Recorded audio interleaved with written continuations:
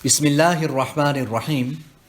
This is the English translation of the Majlis of HAZRATH MAULANA QAMAR UZZAMAN Saheb Damat Barakatuhum, which took place on Sunday morning, mid-morning at about 9:30 a.m. at Baitul Azkar in Wasiabad, Allahabad, UP, India, Sunday, the 1st of Jumadul Thani, 1444, corresponding with the English date, 25th of December, 2022. Hazrat Wala starts off by quoting the ayat of the Quran Majid. فَإِذَا جَاءَتِ الصَّاخَّةُ يَوْمَ يَفِرُّ الْمَرْءُ مِنْ أَخِيهِ وَأُمِّهِ وَأَبِيهِ وَصَاحِبَتِهِ وَبَنِيهِ لِكُلِّ امْرِئٍ مِّنْهُمْ يَوْمَئِذٍ شَأْنٌ يُغْنِيهِ وُجُوهٌ يَوْمَئِذٍ مُسْفِرَةٌ ضَاحِكَةٌ مُسْتَبْشِرَةٌ وَوُجُوهٌ يَوْمَئِذٍ عَلَيْهَا غَبَرَةٌ تَرْهَقُهَا قَتَرَةٌ أُولَئِكَ هُمُ الْكَفَرَةُ الْفَجَرَةُ.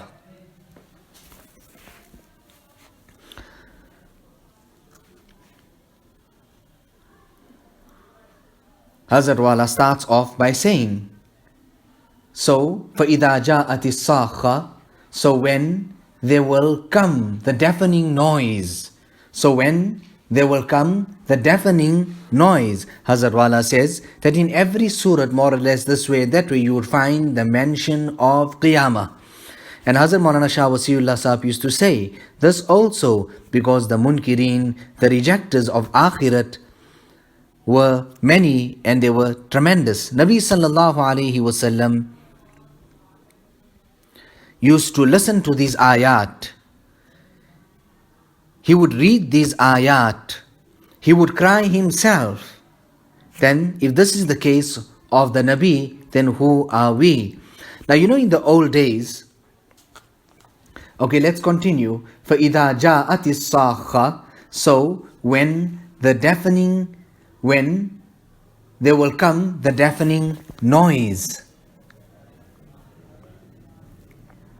Meaning when the trumpet will be blown and there will be so much of restlessness and everybody will be in such a state. You would find people then running. The day, يَوْمَ يَفِرُّ الْمَرْءُ مِنْ أَخِيهِ, the day when one will flee from his brother, وَأُمِّهِ وَأَبِيهِ, and from his mother and father, وَصَاحِبَتِهِ وَبَنِيهِ, and from his wife and sons. Hazrat Wala quotes the incident that back in the old days, many long years ago, where there was not so much of intizam and things were not so well prepared, etc. And then people would come and then they would tell them that, okay, jump in and go because you need to go into Mina. There was such a type of a panic at that time because people needed to get to Mina or to this place or to that place. So then people would just go. And in all of that, you would find that the son is gone, jumped in that panic. But the father is left behind. You would find the wife on one side lost, the husband on another side. And after so many long days, 4 or 5 days, or whatever it is, then they're all then brought back together. Hazrat Wala says, when I used to see that day, most definitely, I used to always think about the manzar of the day of Qiyamah. Waha ye khoob yaad aata tha. And here, this used to come a lot to my mind. Now, when I looked at these ayat, I said to myself that I'm most in need of this, and therefore that's why I'm actually reading out this mazmoon to you.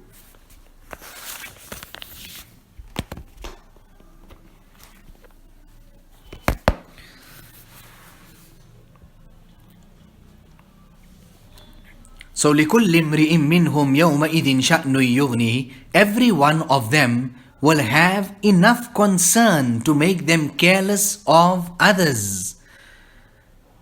It will make them careless of others.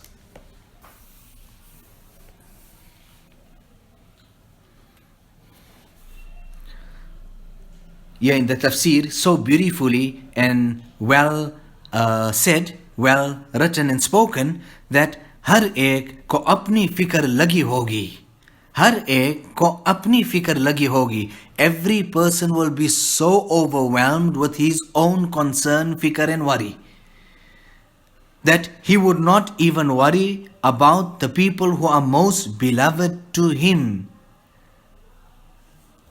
Not his own brother, he will not worry about his own brother, or his mother, or father, or even his life companion, his wife and children.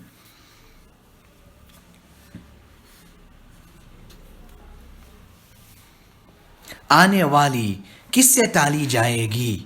This death which is approaching, who will be able to drive it away? Who will be able to delay it? Who will be able to avert it? No one. Jaan tehri, jaane wali jayegi. The heart will stop beating. A person will then leave from this dunya. Today, we're speaking here about these ayat. Wujuhu yawma idhim musfirah. Many faces on that day will be bright. Dahikatum mustabshirah.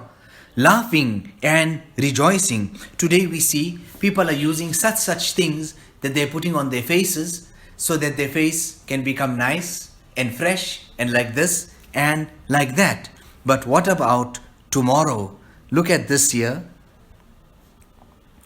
That many faces on that day will be bright, laughing and rejoicing.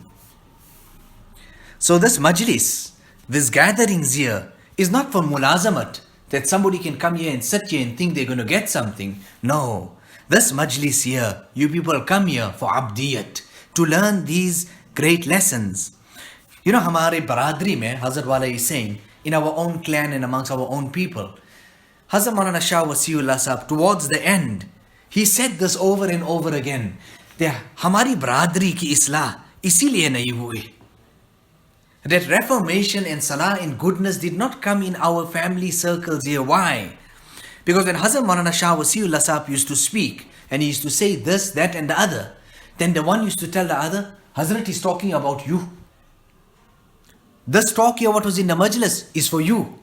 They would never ever think that Hazrat is giving us this taaleem, this here is in me, I need to change, I need to reform, I need to become right, and I need to go forward. Rather, they would always think that this here is in the next person. So the Quran is very baligh, it is very eloquent, and here we're reading, and you see in this tafsir also the usage of the words. He was an adib himself, a man profound in his language, an orator and a master in the language itself.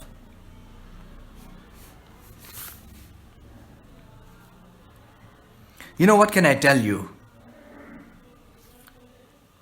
At home, the wife, Maqbul's mother, Waki, what darti thi. The way she used to fear Allah and fear Akhirat.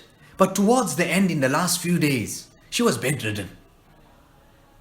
But lying just like that, she used to take the Munajat-e Maqbul. And she used to read from the Munajat-e Maqbul, her du'as, etc. And, once I had a dream of her. And I see her, and I ask her that, what happened? And she says that I was there, and two very terrifying people came, due to which I became scared. And I said to them that, what do you want? I just read Yasin and came. I just read Yasin and came. By me saying that, both of them left and they never ever returned. Allahu Akbar. Allahu Akbar.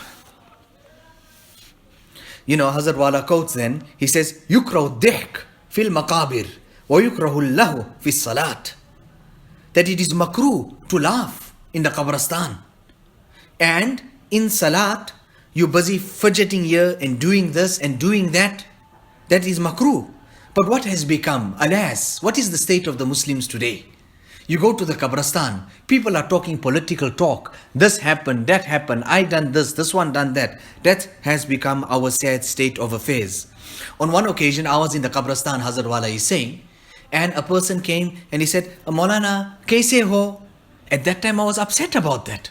And I said to him, ye dekho. Pointing to the janaza, I said, look at this. Make fikr of this. Meaning you in the Qabristan now. The atmosphere is different. There's no chit-chat talk of how you and how you keeping and what this and what that. Take nasihat. Take admonition. Look at the janaza. Learn something. And you would see so many people, after they went to the Qabristan, a few days later, they would return and they would pass away.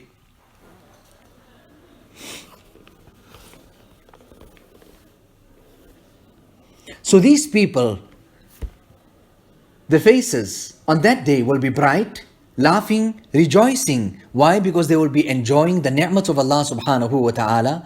Allah would have made them maghfirat. They would be happy. And thereafter, Allah Ta'ala says, وَوُجُوهُ يَوْمَئِذٍ عَلَيْهَا غَبَرَةٌ تَرْحَقُهَا قَطَرًا. And many faces on that day will be stained with dust, covered by darkness. Covered by darkness, because of the dirt and the filth and the negative effect of their evil deeds and the nahusat, the evilness of that would actually be what will be covering their faces. أُولَٰئِكَ هُمُ الْكَفَرَةُ الْفَجَرَةُ. Those are the disbelievers and the nefarious.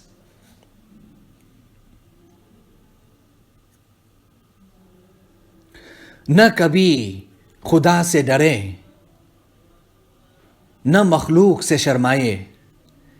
They would never fear Allah subhanahu wa ta'ala, nor would they ever be ashamed. That listen, what will people say?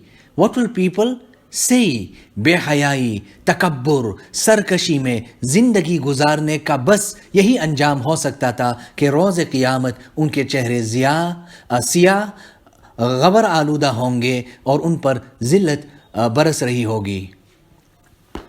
So that's how it was. Hazrat Wala speaks about some youngsters that would come from rich families and that. They were so immodest, they had no haya whatsoever, that in the month of Ramadan, they would come there and in front of me to show, they would be smoking cigarettes. You know, Hazrat Maulana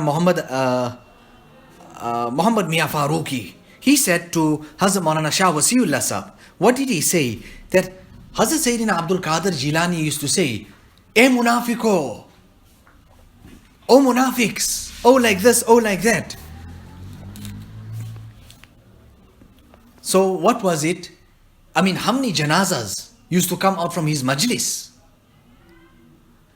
But that was the firm, he used to say it for firm, just, with firmness, etc. Today we're not concerned about even that penny and that money which was given. I mean, we take it and we spend it, but not exactly in the right place. I even heard about this. Sometimes we think somebody gave money, so we spend it, but not in the exact space where the person actually wanted it to be. So then you hear a remark after that, somebody saying this and that I gave this year, but he went and he took the money and he used it to print a tafsir kitab, whereas I actually wanted him to use it for this. Hazrat Qari Waliullah Sahab on one occasion sent some money, and we would thought, or I would actually think, I was thinking at that time that there would be more thawab if he used it in the masjid. But then specifically he said, take it and use it in renovating the house of that old lady which is next to the masjid. And Chunancha, that money was taken, it was used there. Today that place looks so nice. It is built up, there's a big room there, etc. There was a lady, din bar, jagra karti thi. She used to quarrel and fight and do this and that. And then after that, what she used to say? Bimari kaise aayi? Hey, how did I get sick? And how come this happened? How come that happened? But look at your a'mal. Look at your life. Look at what you're doing.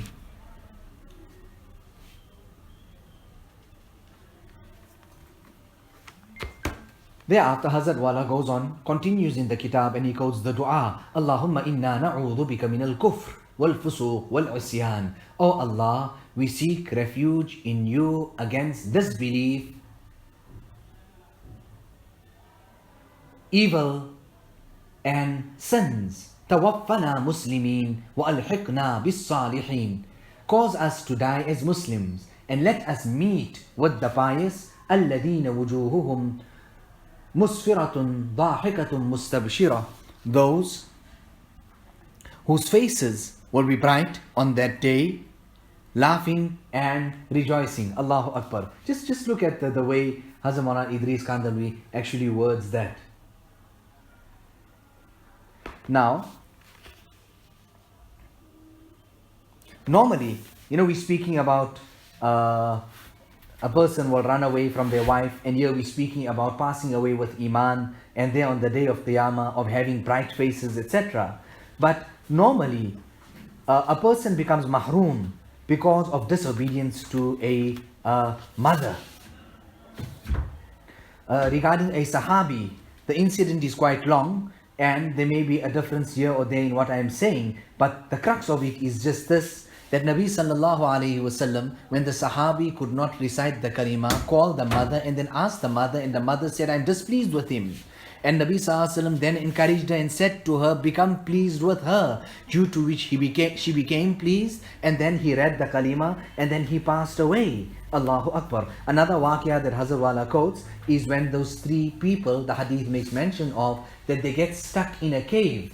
They go into the cave, and then a boulder falls in front of the mouth of the cave, due to which they cannot come out. Cutting the whole waqia and incident, rather the hadith, short, the rock started moving when these people started making dua through the wasila of some good deed that they carried out in their life.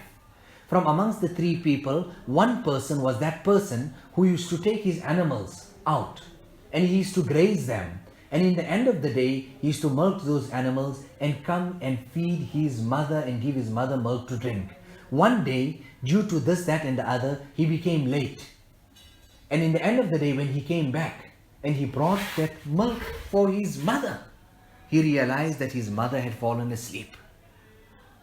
The hadith speaks and mentions that this person neither drank that milk, nor did he give it to his family to drink, but rather he stood at the bedside of his mother the entire night, holding that milk in his hands. And there, in this time of difficulty, he asks Allah, Oh Allah, if I done this to please you, this amal, then today, in my time of difficulty, remove this boulder and rock from this cave so that we can be saved and we can come out.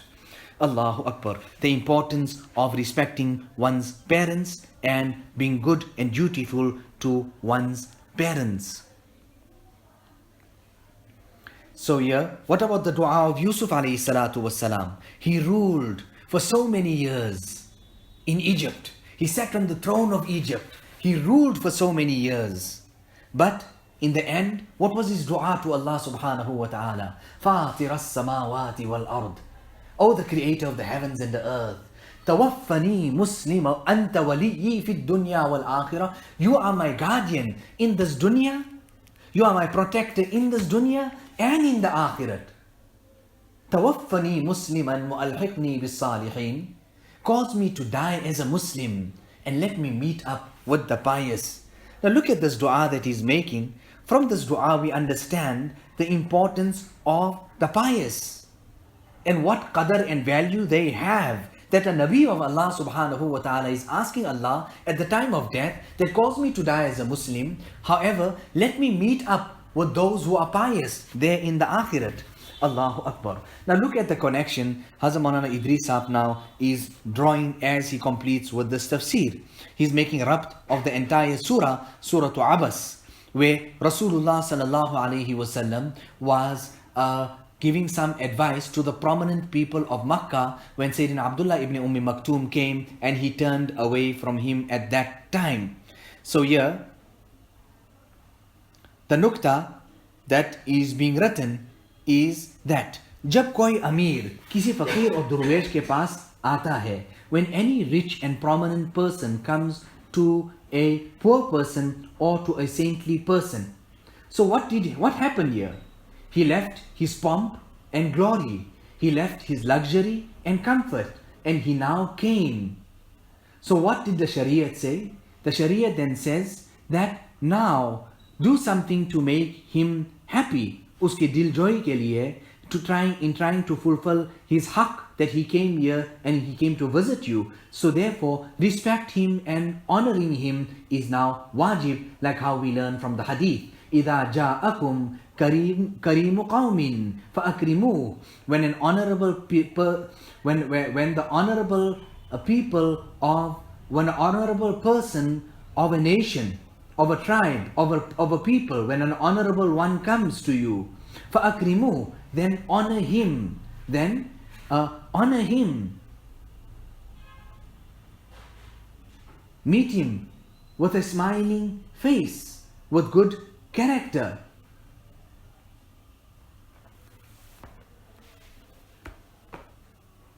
You know, on once occasion, some prominent people came, and then one person was sitting like that, and all of a sudden he stretched his legs. He stretched his legs towards them. And then somebody asked that, all the time you were sitting like this here, and now are you stretching your legs? He says, no, I'm independent. I don't need anything of theirs. So actually what he done there was wrong. Because that what he was doing now is adabi. You can't be independent. You're not stretching your hands in front of them. But don't be disrespectful to some person. Because the hadith is teaching us, إِذَا جَاءَكُمْ كَرِيمُ قَوْمٍ إِذَا جَاءَكُمْ كَرِيمُ قَوْمٍ فَأَكْرِمُوهُ. When an honorable person from some tribe or people come to you, then honor him. Then honor him. So you don't have to do that. You don't have to show adabi if you are independent.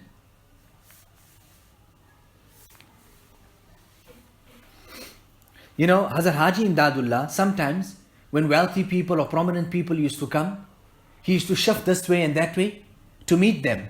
And sometimes he used to even stand. And the great ulama that were there sometimes had ishkal. Said, why Haji Sahib is respecting these people? And why is he doing this and that? And then he answered so beautifully. He said, listen, I'm not honoring him because he's prominent. I'm not honoring him because he's wealthy. I'm not honoring him because he's rich. I'm honoring him because he is so good. Because the hadith is saying he's good. What is the hadith saying? Or what are we learning from the narration? Ni'mal amir ala babil faqir. The best of the rich people and prominent people is the one who is at the door of a poor man. The one who is at the door of a saintly man. So he has come here to my door. So he's prominent, he's prominent. He's a rich person, he's a rich person. I'm not honoring him for that. I'm honoring him because he became so wonderful and good because he came to my door. I'm not honoring him because he's an amir. I'm honoring him because the riwayat or the narrations or the kitab use the word that he has become now so good. He's left all of that and he's come to the door of a poor person or he's come to the door of a saintly person. Allahu Akbar. Hazrat Haji Imdadullah used to also say, he used to say that you people are far better than me. You are so good. You have come to me in the search of Allah. I am sitting here. I have went nowhere. So this is tazkir. This is waz. This is what we need to keep in front of us. How will you make amal? If you don't listen, how will you make amal? First comes sami'na, then comes ata'na. First you have to listen. Once you listen, now you know it, you understand it. Now you can go out and make amal. Allah Ta'ala give us the tawfiq of understanding the deen. And give us the tawfiq and the hidayat of appreciating and understanding the value of dunya and money also. However, together with that, within the hudud and within the limits, Allah Ta'ala give us the tawfiq and the hidayat of fulfilling the hukuk of all, the rich and the poor. And Allah Ta'ala give us accordingly the tawfiq and the hidayat of passing our, spending our lives in that good and saintly manner. ربنا تقبل منا إنك أنت السميع العليم وتب علينا إنك أنت التواب الرحيم بحرمة سيد النبي الكريم صلى الله عليه وسلم.